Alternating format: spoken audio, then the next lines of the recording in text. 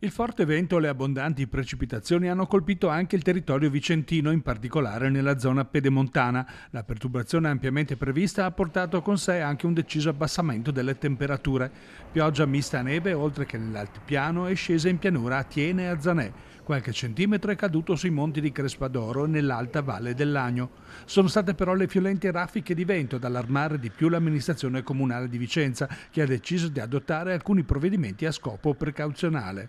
Già in mattinata sono stati chiusi Parco Querini, quello dell'ippodromo e i Giardini Salvi, a preoccupare la possibile caduta di rami o di alberi compromessi. A seguito del bollettino della Regione del Veneto di ieri, oggi in via del tutto precauzionale, sentito anche il settore del verde, abbiamo chiuso i parchi storici della città e anche tutti i parchi di quartiere fino alla giornata appunto di oggi.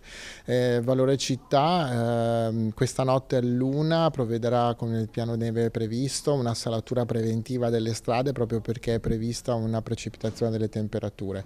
Stiamo tenendo monitorata la situazione e ovviamente estendiamo anche i bollettini della Regione del Veneto di oggi.